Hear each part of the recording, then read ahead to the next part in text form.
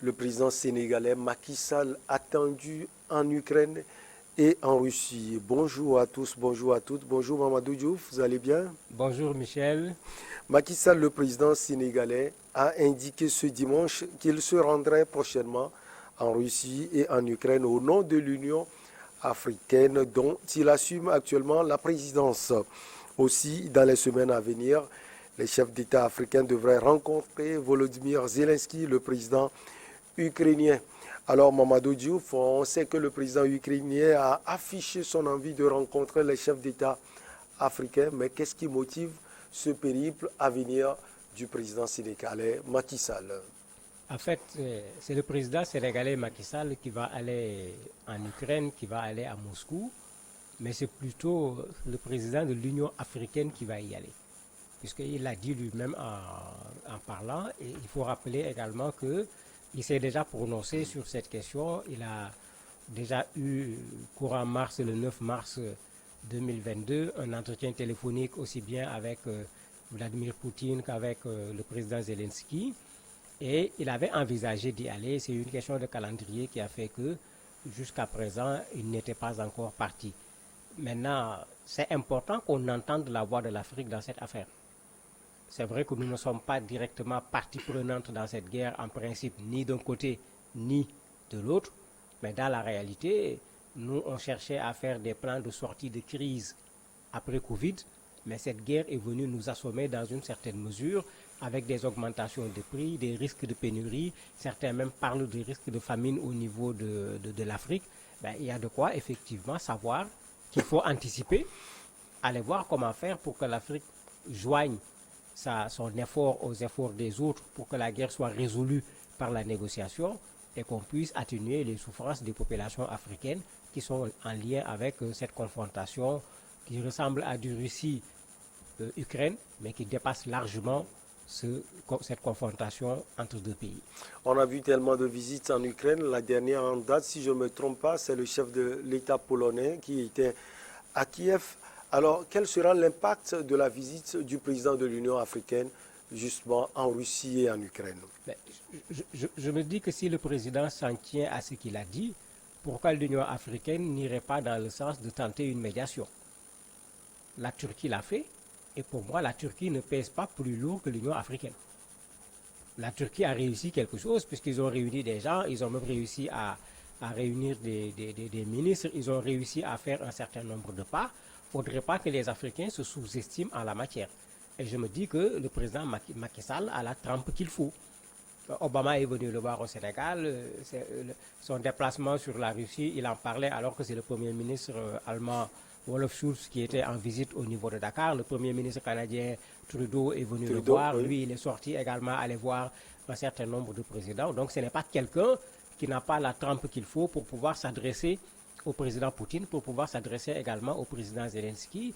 L'essentiel, c'est de pouvoir faire une proposition qui permette la meilleure sortie de crise et la sortie de crise qui va être la plus rapide possible, parce que si cette guerre dure, il est clair que nous, les Africains, nous ferons partie de ceux qui vont payer des pots que nous n'avons pas du tout cassés. Alors justement, parlant de cette guerre, vous avez parlé de coûts tout à l'heure. Aujourd'hui, comment vit l'Afrique face à cette guerre en Ukraine? Mais difficilement. Beaucoup de nos pays ne sont par exemple pas producteurs de blé. Bien que dans certains de nos espaces, dans certains de nos pays, vous avez des espaces géographiques où vous avez un microclimat où on peut cultiver le blé, on ne l'a pas fait. La conséquence, combien coûte le pain aujourd'hui? Vous avez des augmentations du prix du pain dans certains pays. Dans d'autres pays, parfois, vous vous levez le matin, il n'y a pas eu suffisamment de farine. La quantité de pain fabriqué n'a pas été suffisante. Ceux qui se sont levés tard ne pourront pas trouver du pain sur le marché. Tous nos pays sont en train de connaître des augmentations du prix du carburant, sans qu'on soit sûr qu'il n'y aura pas encore une autre augmentation si les difficultés continuent. Mais cela veut dire que si on continue, ne parlons pas de l'engrais, puisqu'il y a beaucoup de situations de dépendance dans lesquelles nous nous trouvons, sans compter qu'il y a une autre logique d'anticipation qui existe chez les Occidentaux, qui n'existe souvent pas chez nous. Quand eux, ils voient cette crise, ils font directement l'analyse en se disant si la guerre dure 3 ans, qu'est-ce que ça entraîne comme conséquence? S'il risque d'y avoir des problèmes de blé sur le marché, s'ils ont du blé qu'ils avaient l'habitude de mettre à la disposition du marché extérieur, ils vont le garder pour le marché intérieur. On a vu l'Inde le faire actuellement en gardant son blé, alors qu'on comptait sur lui pour atténuer la situation.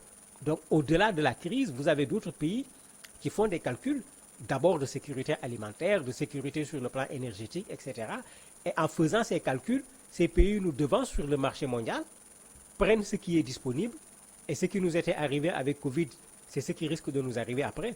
Même quand nous allons vouloir avoir des cache-nez pour pouvoir nous protéger par rapport à la maladie, on va trouver que les gens ont non seulement acheté ce qui existait sur le marché, mais on a même acheté ce qu'on va produire pendant 2 mois. Et nous, il faut qu'on attende le 3e mois pour espérer peut-être avoir quelque chose. Je crois que c'est là où également les Africains doivent avoir ce réflexe. Vous avez vu les Européens, ils sont en train de s'organiser en tant qu'Européens pour apporter une réponse à ce problème. Je crois que la visite de Macky Sall à Kiev, c'est une bonne chose. La visite à Moscou, c'est une très bonne chose. Mais il faut qu'il y ait une réponse également africaine par rapport à la situation dans laquelle nous met cette crise en Ukraine qui augmente les difficultés dans nos pays. Alors, on voit l'Union africaine, Mamadou Diouf, amorphe complètement sur les crises en Afrique, la crise au Mali actuellement, où la Russie fait partie justement de cette crise. Le président de l'Union africaine va visiter le président Poutine. Selon vous, quelle sera, si on peut le dire, la profondeur des discussions entre les deux chefs d'État? Si on s'en tient à ce que le président Macky Sall a dit, lui, il propose que l'issue, qu'on la recherche à travers la diplomatie au lieu de la rechercher à travers les armes. Très certainement, il a son staff. Les gens sont au courant de quelle est la situation, de toutes les négociations, de toutes les médiations, parce qu'il y a plusieurs interventions. Il partira certainement dans le même sens pour voir comment appuyer la voie diplomatique, comment obtenir un cessez-le-feu durable, parce que d'ailleurs dans l'entretien téléphonique dont je parlais de mars 2022, c'est ce qu'il avait demandé aussi bien au président Poutine, au président Zelensky. Il va certainement aller dans ce sens, puisque quand il y a un conflit, c'est quand le feu cesse qu'il y a véritablement des négociations. Alors que pour le moment, des cessez-le-feu, il y en a eu de très courtes périodes pour pouvoir évacuer en particulier des populations civiles. Sinon, la guerre continue en Russie jusqu'à présent. Je crois qu'il ira certainement dans ce sens-là pour faire en sorte que les deux parties acceptent de déposer les armes et de prendre la voie de la diplomatie pour s'asseoir autour d'une table et résoudre le conflit. Alors, le président ukrainien Zelensky, lui, souhaite discuter ou bien communiquer avec les chefs d'État africains. Qu'est-ce qu'il pense dire? Est-ce que c'est l'habituelle conférence qu'il fait avec les autres États? On l'a vu au Parlement européen et on l'a vu partout au niveau de tous les parlements. Est-ce que ça va être la même chose pour l'Afrique également? Et quel message il pense transmettre à l'Afrique? Mais ça va être certainement la même chose. Zelensky se considère comme quelqu'un qui a été attaqué. Dans tous ses discours, il y a cette victimisation d'abord, pour dire on nous a attaqués.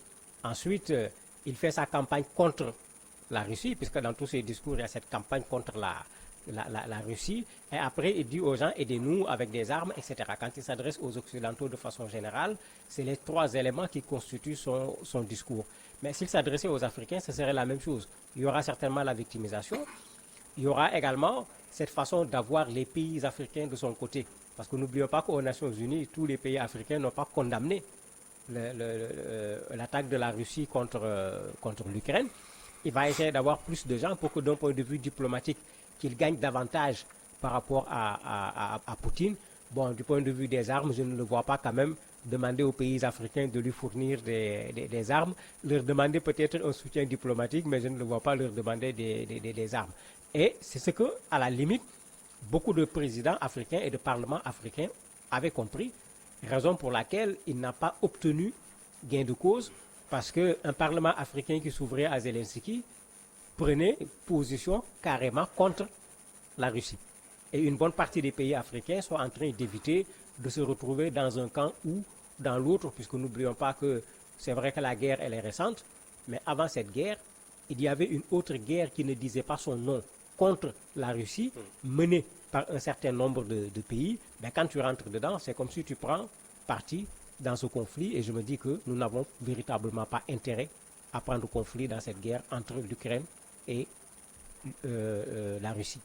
Alors, l'Afrique, dit-on, fait partie des continents de l'avenir, comme on le dit souvent, les analyses, ce sont les analyses qui le disent, et ferait partie des enjeux de cette guerre. Mamadou, vous le pensez aussi? Mais c'est une réalité. J'ai dit tout à l'heure qu'il y avait un combat contre la Russie avant la guerre elle-même. Qu'est-ce qui s'est passé en Centrafrique entre la France et la Russie, et la France soutenue par l'Union européenne et par les États-Unis? Qu'est-ce qui s'est passé entre la France et la Russie au Mali, et encore une fois la France soutenue par l'Union européenne et les États-Unis? Parce que quand vous voyez les positionnements, c'est la France qui est sur le terrain, c'est la France qui est en but par rapport à la Russie, mais vous voyez les Occidentaux se ranger du côté de la France. Quand la France dit j'arrête ma collaboration militaire avec la Centrafrique, s'il y avait d'autres collaborations européennes, de façon générale, les collaborations s'arrêtent. Au Mali, c'était la même chose. Takuba est devenu quoi? On n'en parle plus, alors que Takuba était une force qui ne devait plus être une force française, mais plutôt une force européenne, voire même plus loin, parce qu'il y avait d'autres pays qui étaient prêts à s'impliquer pour apporter une réponse à la question du terrorisme au niveau du Sahel. Mais quand la France a décidé de partir, progressivement, d'autres pays européens ont pris exactement la position de la France. Par rapport à Takuba, bien sûr, puisque la MINUSMA, c'est autre chose, puisque ça, c'est les Nations Unies. Donc, c'est pour dire qu'il y avait effectivement un combat pour l'Afrique, où, si c'est la France qui était au devant, vous avez les autres pays qui étaient à côté, et ça continue également dans d'autres pays où la Russie est en train de vouloir reprendre une place au niveau du continent africain. Ce n'est pas pour rien qu'à Sochi, il y a eu un sommet entre la Russie et l'Afrique. Généralement, ceux qui essayent de faire des sommets avec l'Afrique ont compris qu'il y a quelque chose à gagner en Afrique. Et d'un point de vue économique, d'un point de vue développement, l'avenir se trouve effectivement ici. Et malheureusement, c'est comme si nous autres Africains, nous n'en sommes pas suffisamment conscients. Alors, plusieurs présidents africains sont, si on peut le dire, entre griffes, accrochés à la France, dont le président sénégalais. Son pays a une histoire sacrée avec la France. C'est lui qui va discuter avec le président Poutine. Est-ce qu'il sera entendu? Mais il peut parfaitement être entendu parce que, encore une fois, il parle au nom de l'Union africaine. Donc, en principe, c'est plus que le président sénégalais. La relation avec la France ne change rien ici. N'oublions pas que sur l'affaire Ganagay, il a fait un tweet. Macron a fait un tweet. Quand vous regardez les deux tweets ne vont pas du tout dans le même sens.